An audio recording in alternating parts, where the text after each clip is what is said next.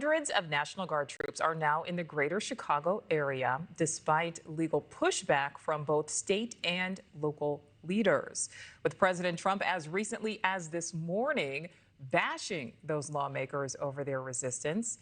NewsNation's Alex Capriello joins us live. So, Alex, what is the latest at this point on the ground? Well, Nichole, I can tell you in just a few short hours, this intersection and even greater, these city streets here in downtown Chicago are going to be filled with protesters angry about the National Guard finally touching down here in Illinois. That ongoing and impending threat of the National Guard deployment finally is a reality here in Illinois.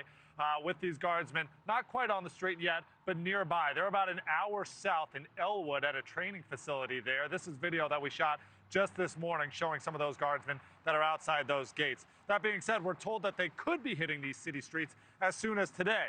So while people in Chicago are preparing to fight back against the National Guardsman deployment, the war rages on between the President of the United States and the Governor of Illinois. We'll begin with President Trump writing this morning that the Chicago mayor and Governor Pritzker should be thrown in jail for failing to protect ICE officers. This, of course, stems from incidents over the weekend where federal agents say they were attacked by protesters. The governor of Illinois fighting back, quote, Trump is now calling for the arrest of elected representatives checking his power. What else is left on the path to full-blown authoritarianism?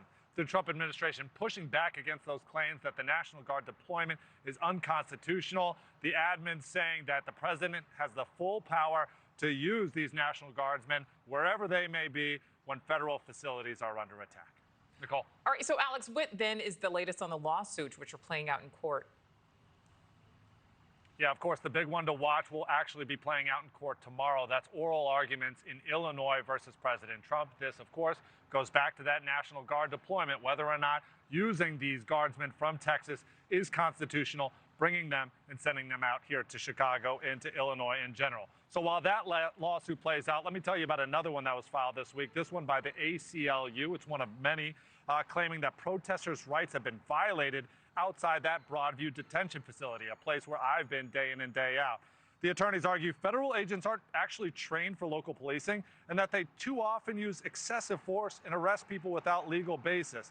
Take this new video, for example. This was recently obtained by NewsNation. Watch closely. This Presbyterian minister was pepper sprayed while protesting on the front lines. He claims he was hit at least 7 times in the face, the arms, and the torso with chemical agents. We are currently trying to get in touch with that Presbyterian minister to learn more.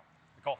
All right, Alex Capriello live for us here in Chicago. Thank you. Thank you for watching. Subscribe below and download our NewsNation app right now on your phone, and you will get fact-based, unbiased news for all Americans.